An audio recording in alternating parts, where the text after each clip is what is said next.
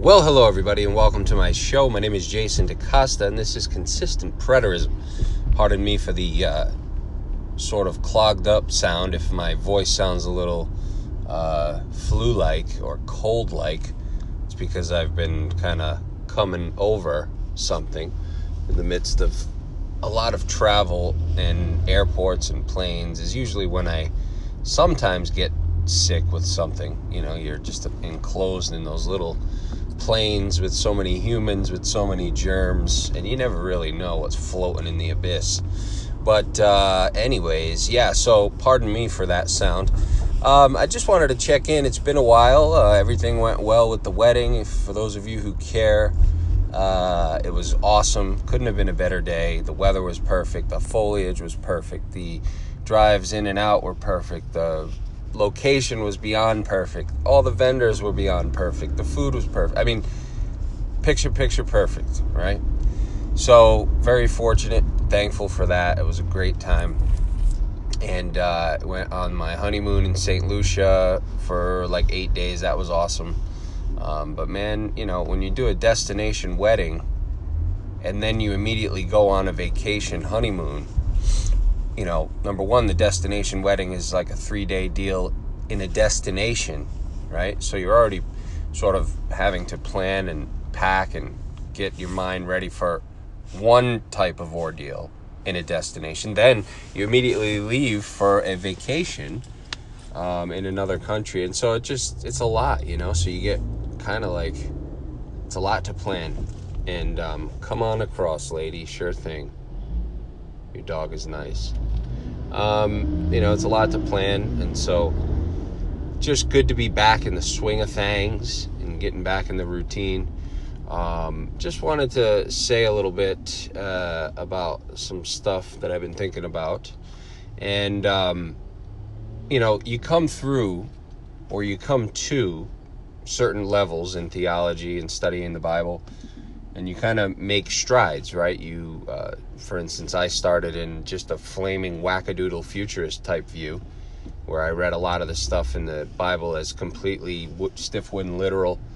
Was looking for Jesus to come down in a helicopter, taking bullets off the chest, like Rambo, as I like to say, and defeat all these monster dragons that were floating around on the earth, tormenting people, you know, that kind of thing. Just good old-fashioned common sense and logic. So that was my initial beginning, and then kind of moved forward to millennialism. Millennialism led to partial preterism. Partial preterism led to full preterism. Full preterism led to sort of a covenant type of creation at the beginning, not so much a universalist approach at the beginning of the Bible, because why would the beginning of the Bible be universalistic if the end of the Bible was very limited in its context, you know, just things like that. And then ultimately it led me to the ironclad system that is IO, Israel only, consistent preterism, where it says that the entire Bible was fulfilled at the coming of the Lord for his saints. That was the whole point. That most IOers, including myself, would probably lean towards the Bible not being true in terms of what it claims, and a lot of its claims, because when you look at the the grandiose, I guess you will, of the things that are happening in the New Testament, especially, even in the Old Testament, but in the New more specifically, you see that a lot of these things are just beyond the mind, right? Like, we wouldn't even ever imagine these things in our wildest dreams, yet they're happening regularly in the New Testament times. And so you have to stop and kind of wonder. And then when you really see that there was this magical Holy Spirit type deal given that gave people superpowers, and these superpowered people did all kinds of unbelievable things, and then the final trumpet call up into the air at the end, where they're changed into immortal beings, just like Christ, their firstborn brethren, you know, and he ascends up into the clouds. And so they're all just kind of floating up like angels at the end, going to inherit their eternal promise, where there would be no more pain, tears, sorrow, death. So this is what we call Israel only. And a lot of us kind of believe that it's not true, a lot of it. Some IOers do believe that it happened. Some believe it happened exactly how it says. And that's cool. If that's your view, cool. No worries. I don't care. But personally, I'm more towards the other side, where it's probably just a lot of myth. And when you start looking at how many figures prior to Jesus, had these sort of qualifications and characteristics and accomplished a lot of these same feats and miracles, like, you start to wonder, I think it's something like 37 figures before Christ demonstrated, mythological figures, I should say, demonstrated the same type of events that are sort of associated with Christ. So a lot of the dying and rising God type, motif and things of that nature. And so you start to wonder what's going on, and then when you really look at what the text says, it kind of makes you say, I kind of see it now, But my point in saying this and going through that spiel of my journey is just to say that I'm at the point where I know Israel only is the point of the Bible, right? Okay, I don't want to say Israel only is true, because people might associate me saying that everything in the Bible is true, like it literally happened, and that's not what I'm saying. I'm just saying the Bible is Israel only. Whether it's true 100% or fake, I say this all the time. Whether it's true or whether it's myth, it's still Israel only. And so you can't really get around that. It's a magical, wonderful, wonderful, ideal story. The end shows a mission going out to gather in all the lost sheep of the house of Israel, wherever they are. The Holy Spirit is leading them, seeking out the fish, the elect, the chosen ones, marking them on the forehead for the day that was soon to come. And they were urgently going out, and like Jesus said, this would be done before the end of the age, Matthew 24:13. So it all had to be done by the coming of the Lord, which was the destruction of the temple and the end of that entire system. And they were taken, up into a new realm. And so that's the point of the story.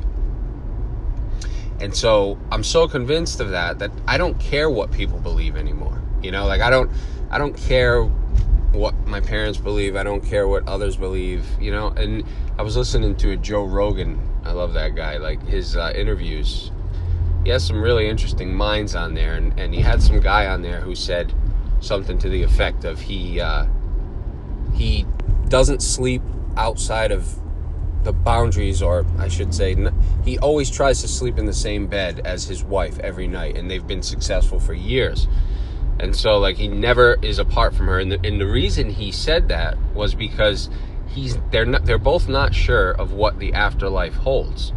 And so if this is as best as it is, he said that he is trying every night to make the most out of that. And I thought to myself, gee, first of all, that's pretty insane to me, because, and specifically my own relationship with my wife is one of constant travel in and out. Like, we'll go weeks sometimes without seeing each other face to face, but then we'll be home for weeks, and then I might be away a week, come back, she leaves like the same day I come back. So, a lot of away time, and I think we prefer it that way.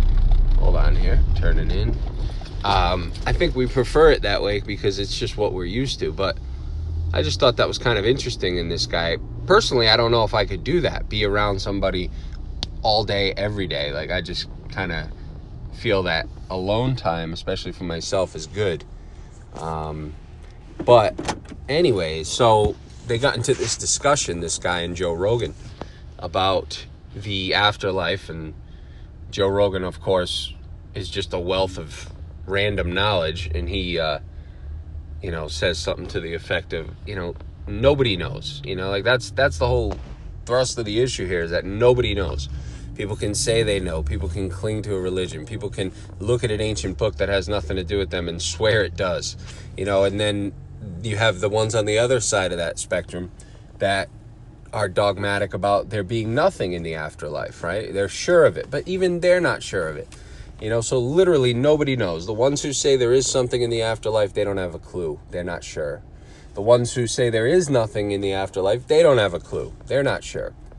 So really, there is no right answer to it. Nobody knows, okay? And so why even care, right? Who cares what people believe, in my opinion? And I'm not saying this to say we shouldn't spread things that are true, because in the progression of truth and coming out of all that nonsense, one would have to see Israel only first, right? That's a major stepping stone to sort of freeing yourself from that mindset, is seeing that. Then you put that together with the fact that there hasn't been scriptures in 2,000 years, and these things are literally all about the Israelites, and it's just over and over and over again, it's all about Israel in there. And so you really start to see it, but it takes that little step. So we shouldn't stop, and if you're out there, teaching this stuff, more power to you. But my point in this is just personally where I'm at, is like, I don't care what people believe anymore. I got through that whole point where you come through and you're kind of bitter and angry that you were duped, and you believed it for years. Luckily for myself, it wasn't that long. It was only like 5 or 6 years. But some people invest decades into this stuff, give money, time, energy, thought, probably to the point of exhaustion. And then suddenly, sorry, I get this hoarse in my throat. Suddenly, it's all just kind of like blowing up, like, it's probably not involving us, right? So, but yet we all have our own views on things. Personally, I do believe there's an afterlife. I had an experience from the eternal realm, I guess you would call it, or the heavenly realm. I was not taken anywhere. I didn't see any bodily figures. I didn't hear anybody talk. I was just completely comforted, and all my pain was taken away. So something was listening, something answered, and it's out there. That's my opinion. Can I prove it? No, I can't prove it, right? I mean, this is the thing. Like, I can tell people that all the time, 20 times a day, and yet I can't prove it. So it is what it is. Who cares what people believe, right? I mean, gosh, I'm sure most of you by now are aware of Matthew Simon's return to vomit. He, and I like Matthew Simon. I don't have any issue with him. This isn't to bash on him, right? But obviously I'm going to bring it up. I mean, the guy was full-blown Israel only. Full-blown. He taught it with pure accuracy. I mean, making sense of the text perfectly. And it was good to have somebody on board and that could explain things as well as he can. And yet, after, 2 or 3 months, he suddenly, I jumped back on his channel to check out what kind of content he's been sharing. And I see that he's removed his videos, his I.O. videos, and there were probably like 30 of them, I would say, maybe. He removes them, and then now has a couple up about how Jesus is Lord and everything. And I listened to one of them, the shorter one, and it's just amazing how people can go back to this stuff after seeing it so clearly. And you look at the reasoning behind it, and they don't give much, but the reasoning is very, very vague and very general, and it doesn't involve a lot of scripture. Most of the time, and this is confirmed with Matthew, is that what they fall back on is their experiences and how they've been blessed through life and how God's got them through certain times and certain things. And so they attribute that to Jesus.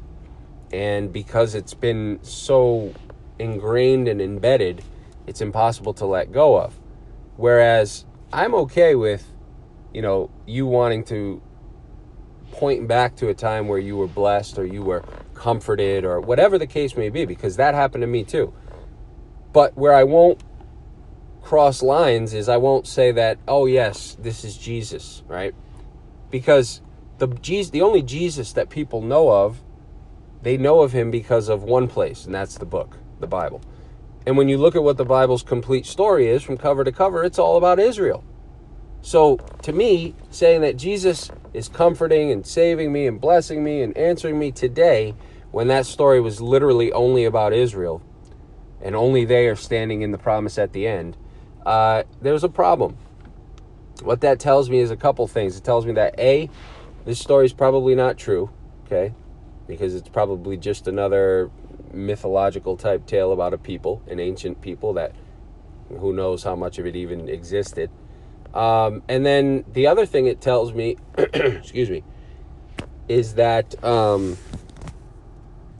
there could be God or gods that exist totally apart from this Christian idea. And, and it could be that they have it wrong, which seems very clear. And that there is a God that still cares for people, still answers people, although I don't understand how that works. I don't understand why there's so much evil in the world, with a God that's supposed to protect his people and so on and so forth. So there's a lot of gray area here, as to how this God works. What is this God? Who is this God? Is this God a loving God? Is it a bad God? Is it a punishing God? Is it a rewarding God? Is it a eternal God? Who knows? Nobody knows. So the thing with Matthew's kind of unfortunate, but he needs that, it seems, and he's going to attribute the experiences in his life to Jesus, despite the book being all about Israel. And that, if that's your prerogative and that's what you want to do, then by all means go for it. But it's got to be tough. It has to be tough, having seen all of it so clearly to the point where you felt compelled to share it with the world, and then to realize that, and here's my theory on it, besides the whole, having been brought up with Jesus and that sort of thing, I think what happened with Matthew is he started getting involved in like the Roman, Roman propaganda type views, and Roman providence views, and all these things that say all these different theories, speculations about how the New Testament came to be and what it is and what it isn't. And that can be kind of like a never-ending trail of information and become overwhelming and sort of leave you scratching your head and thinking like, well, gee, I'm going really far off the trail here. And I understand that feeling, because in the past I had been there when I first started hearing all these things, all these, side ideas. And I remember Matt shared a teaching on that recently, and I said to myself, man, he's going down this path, it seems, and I know it's not a good path for someone to go to if they had a lot of faith in the Bible, right? If you were just kind of like a wishy-washy Christian and you didn't really take it seriously, then that's a decent path, I guess, because you're not really intruding too much upon what you believe. Like, you were never too heavy into the Christian stuff. But I think Matthew was very heavy into it all his life. He even speaks on how many different movements and different, times he's jumped into different things. And we can all, pretty much relate to a little bit of that anyway. But I think this was such a part of Matthew's life, that going down that path of like, it's all myth, it's all fake, it's all baloney, it's the Romans created it, that can really take its toll on someone mentally.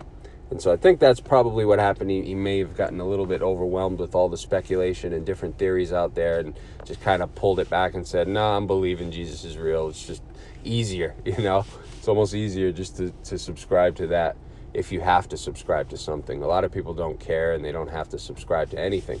And that's kind of where I'm at right now, Like, I don't need to subscribe to a view and plant my feet in a view. I progress, though. I never go back. Like, you'll never find me leaving Israel only to go back to the confusion of Christianity. That's just not going to happen. My steps go forward, not backwards. So I think that Matthew has taken a step back. Joe Simpson did it. Beef Shank Frank, he did it back in the day. I've seen 3 guys do it. 3 guys have grasped IO, taught it, start sharing it. We're excited about it, to the point where one of them made a ton of videos about it.